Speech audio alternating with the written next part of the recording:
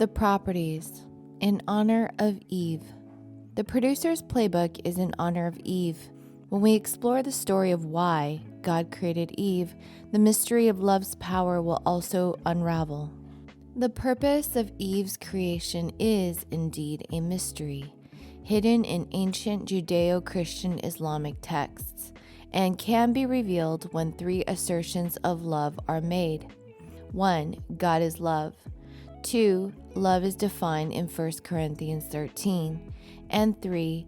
Love is a choice, chosen by a sovereign spirit, each with one's own divine matter, act, and will. Each human being is made in love, designed to love, and empowered to choose love or reject it. Let's explore each assertion in further detail. Assertion 1. God is love. No one person climbs up the mountain the same way.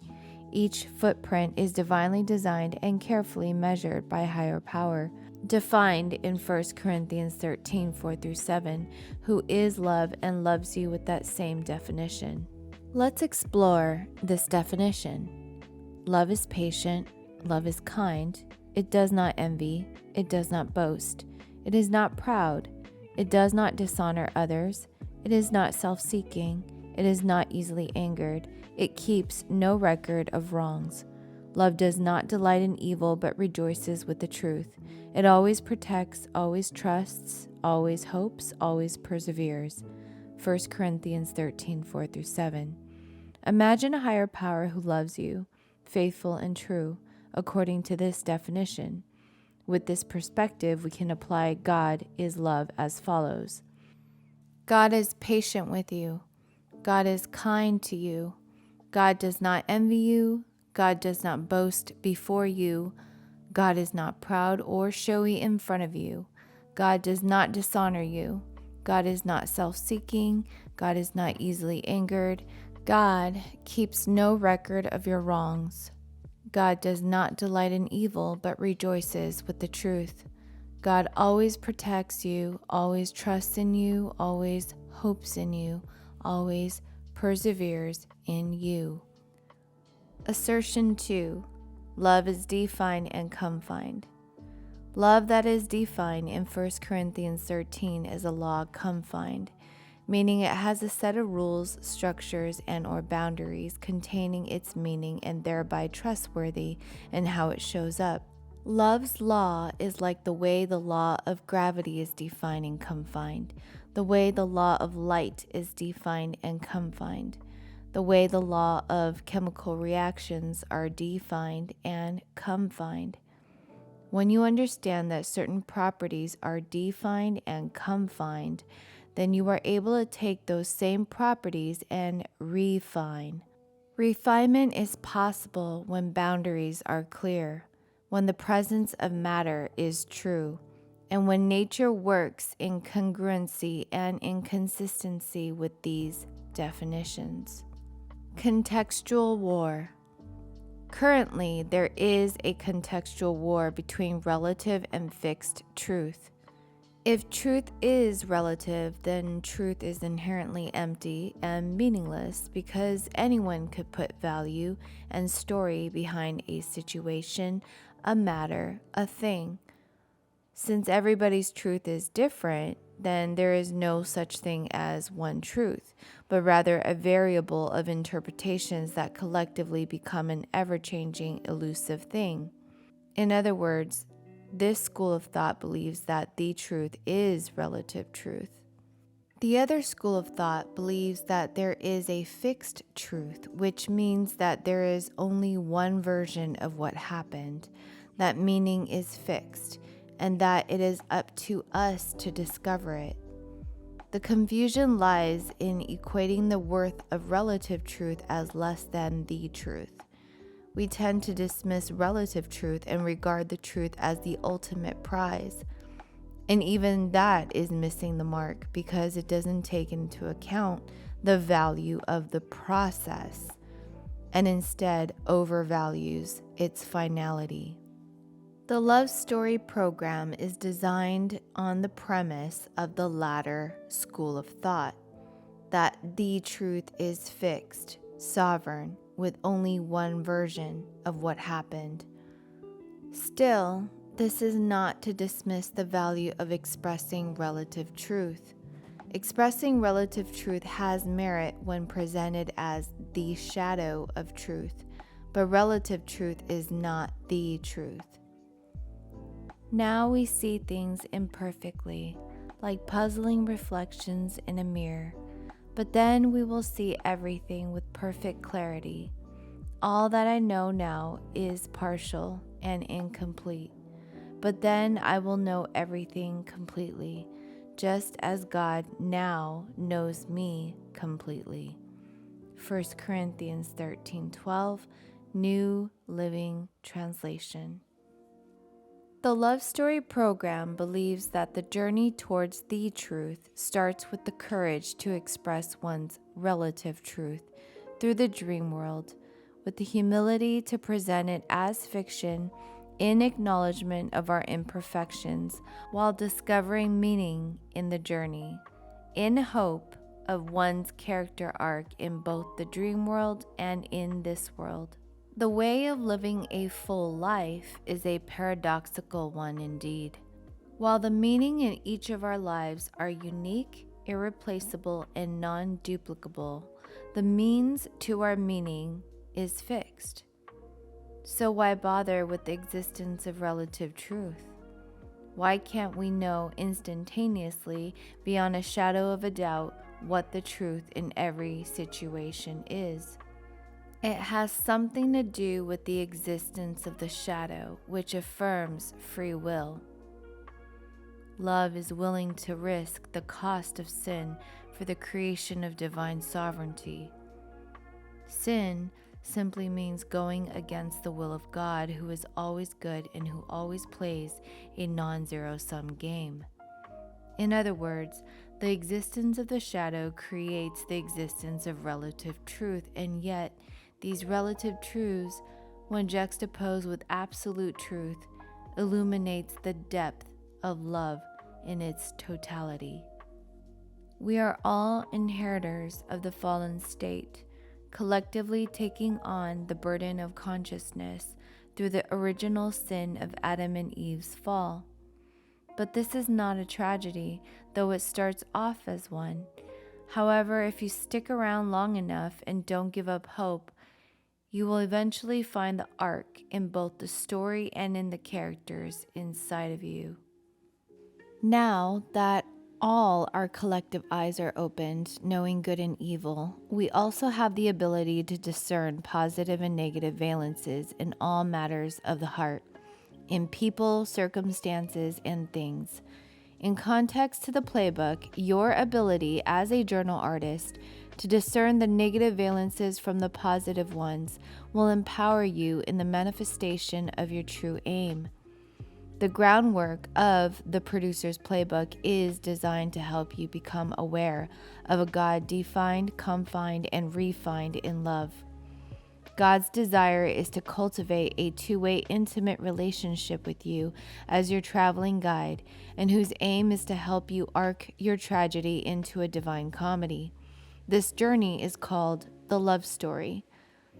The Love Story will help you discover the silver linings of your sufferings through the supernatural help of God and His angels. Then you will intuitively know how to arc your character and your story.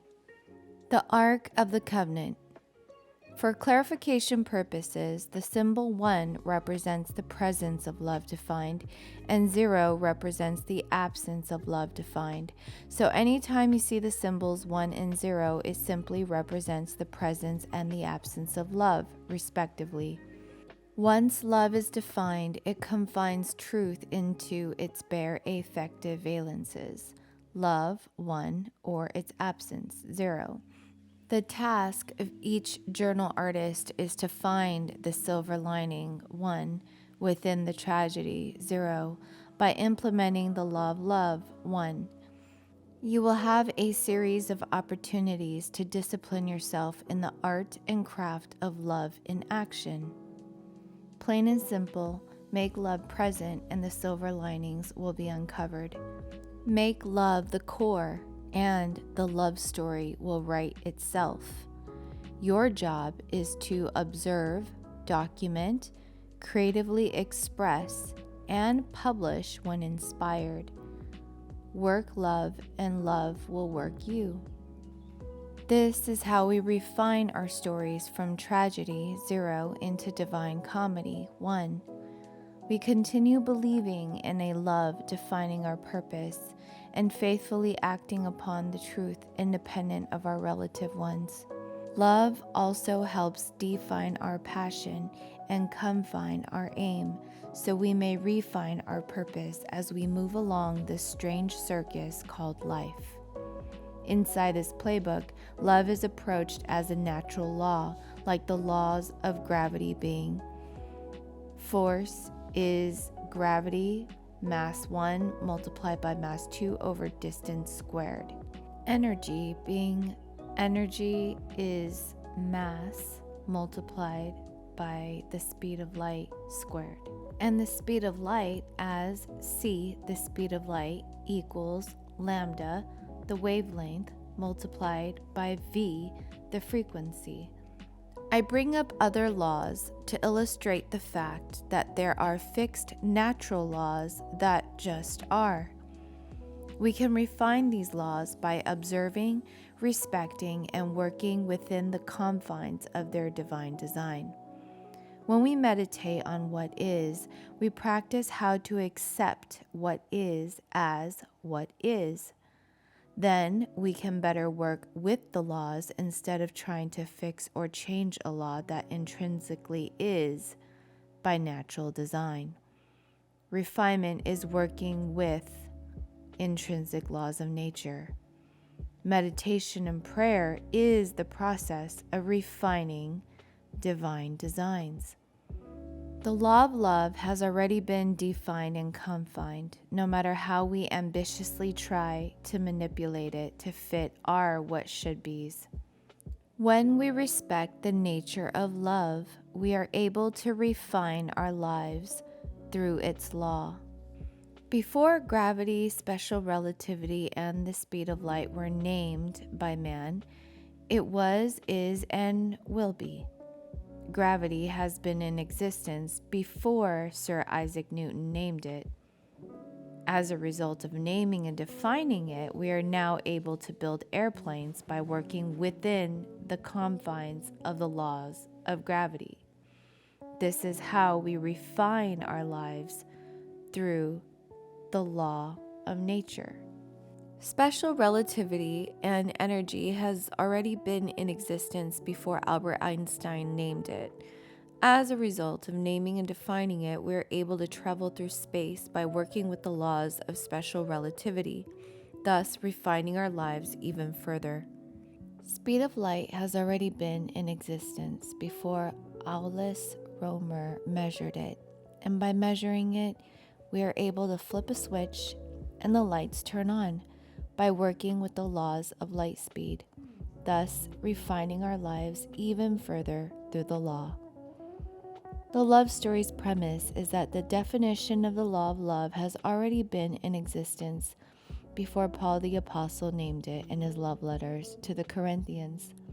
But by naming it, well, as John Lennon would say, imagine. No, we declare God's wisdom, a mystery that has been hidden, and that God destined for our glory before time began. 1 Corinthians 2:7, New International Version. These formulas were once shrouded in a mystery. A mystery is a phenomenon hidden in plain sight, but now this mystery has been unsealed. Once a mystery is unsealed and revealed, it becomes a way of refining individual meaning in each life lived, in context to raising the quality of life, leveling up the human condition, and becoming who God designed us to become. Now to him who is able to establish you in accordance with my gospel, the message I proclaim about Jesus Christ, in keeping with the revelation of the mystery hidden for long ages past, but now revealed and made known through the prophetic writings by the command of the eternal God, so that all the Gentiles might come to the obedience that comes from faith. Romans 16:25 through 26, New International Version. Faith in what, you might ask? Faith that God is love, who loves you and chooses you, independent of your choice in the presence or absence of love. Now the Lord God had formed out of the ground all the wild animals and all the birds in the sky.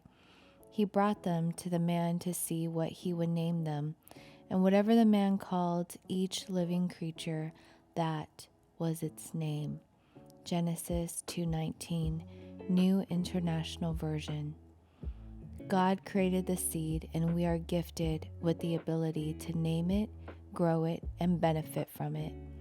God created the laws, and we are gifted with the ability to name them, grow them, and benefit from them. God created love, and we are gifted with the ability to name it, grow it, and benefit from it. That said, the law of love has been created by God, defined and confined by God, gifted to you to refine by God.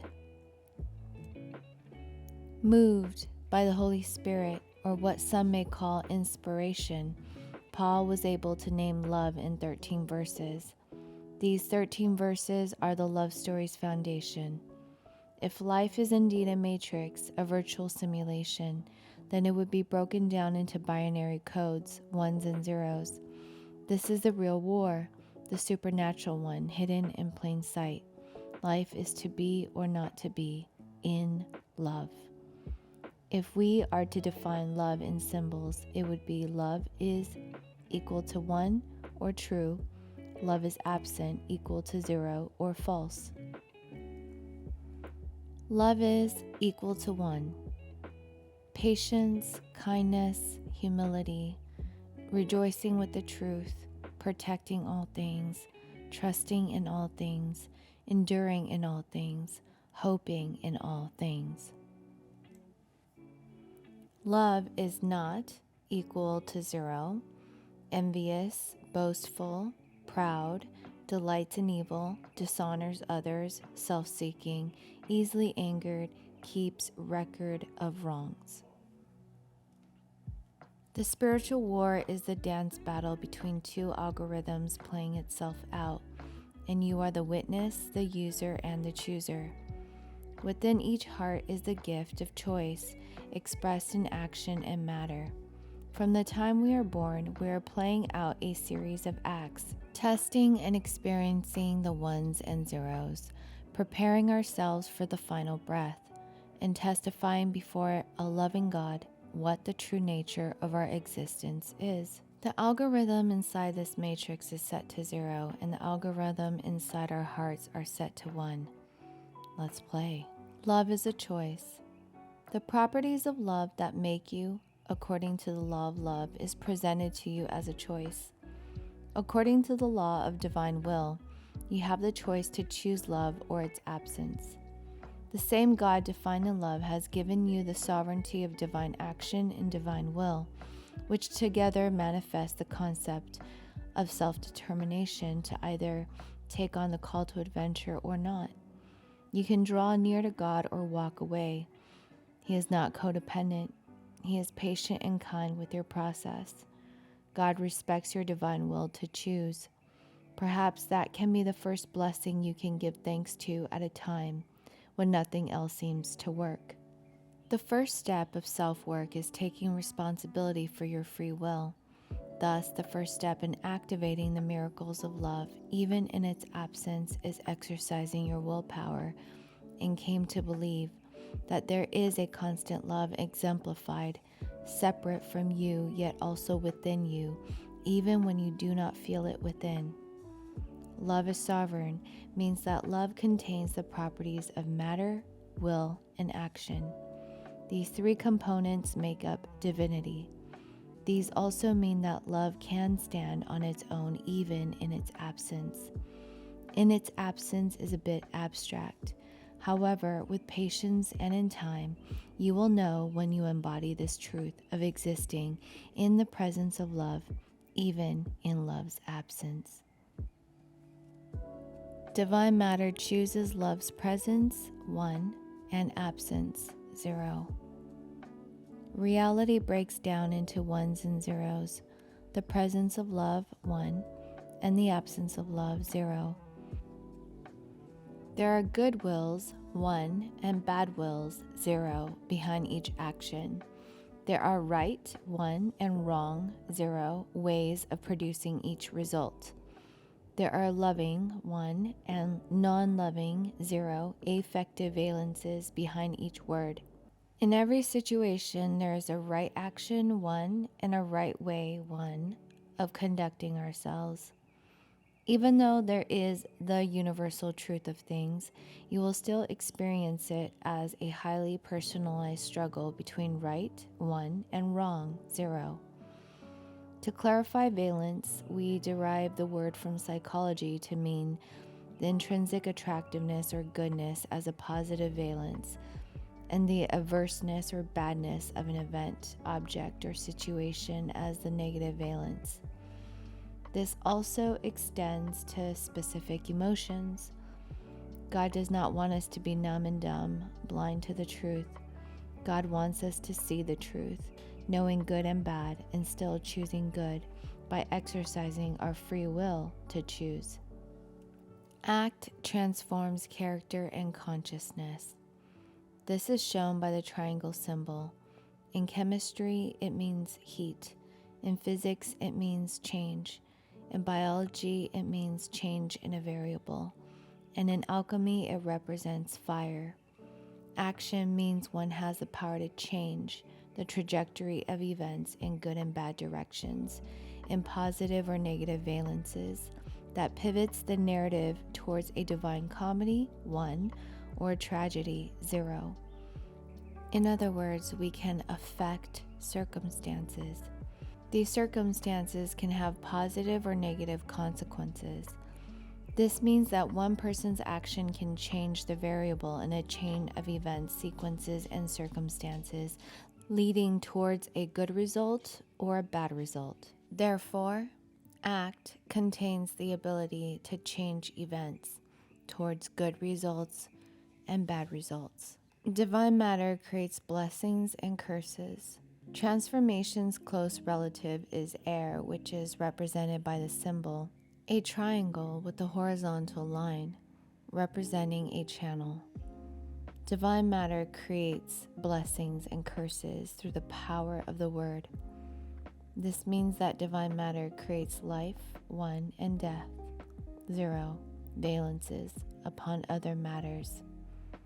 Divine matter has a powerful gift, the act of creating through the word that gives life or takes it away. Our vocal cords are the channel. The Latin root word for spirit is spire, which means breath. When we observe the word inspire or in breath, we can infer that inspiration is the essence of living. Our words create the meaning of our existence. Divine matter is powered by the word, and the word powers divine matter. Death and life are in the power of the tongue, and they that love it shall eat the fruit thereof. Proverbs 18:21, King James Version. When we bless and curse through the word, we are actually blessing and cursing matter. In other words, we are creating the good, 1, and bad, 0 valences in all matters, especially with respect to our own lives and the people who interact with us. The power of the word is the active weapon in the realm of spiritual warfare, because the power of the word can create life, 1, and destroy life, 0. It definitely can terraform our reality.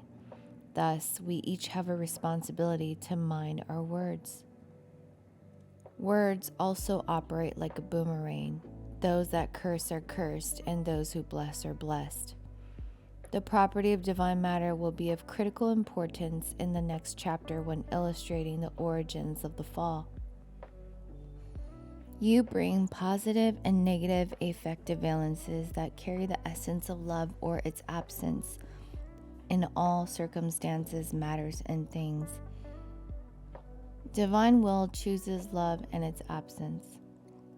Divine will is the ability to draw near to God or to push ourselves away from God. You have the power to reject love altogether to your own detriment, but that choice is still the freedom for your choosing. The critical component in the character of love is free will, and that is also the weakness of love. Put it to you this way: if you were a hacker looking for vulnerability in a system so you can undermine the integrity of the entire infrastructure, this would be it.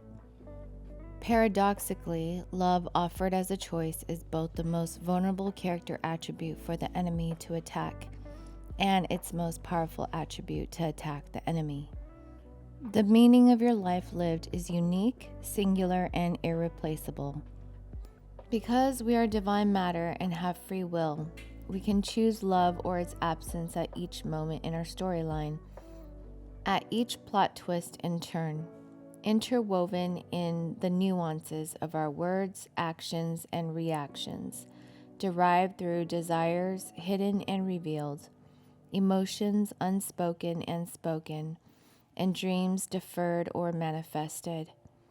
This comes down to basic matrix codes broken down into ones and zeros within each individual's moment-by-moment experiences to choose love or its absence. What makes the individual special if we are all special? Wise question. The freedom and the uniqueness is in the nuances. When we apply the universal means as love defined, then the meaning within each soul's love story will be revealed. And that meaning will always be highly specialized, unique, and irreplaceable. They say the devil's in the details, but so are the miracles, and so are the battles that produce the fruits of love. Your job is to reveal all the nuances that build upon the meaning of your personal life story by taking into account the things that are meaningful to you. The silver lining that brings meaning to the singular love story you are living through is the universal constant of love defined. This is why you are a walking paradox. On the one hand, you are part of the universal constant. On the other hand, you are a singular wonder. There is no other carbon copy of you. Never ever. You are priceless. Your existence is priceless. Yet, you are part of the universal constant. This is why you can feel so connected and alone at the same time. When you take on your unique love story meaningfully, by way of treating the positive valences in your life, your children, career, education, whatever and whoever the gifts are, if you treat your blessings with respect, care, and value, then the love story of your life will unfold naturally, without manipulation, force, or clever plotting. The one thing that courses throughout all our stories is love. Love is the control in the variables of the scientific experiment called living. At the 11th hour, the last breath we all take, we are given a true-false question. It is the same true-false question that the serpent posed to Eve in the garden. You will surely not die. Genesis 3:4.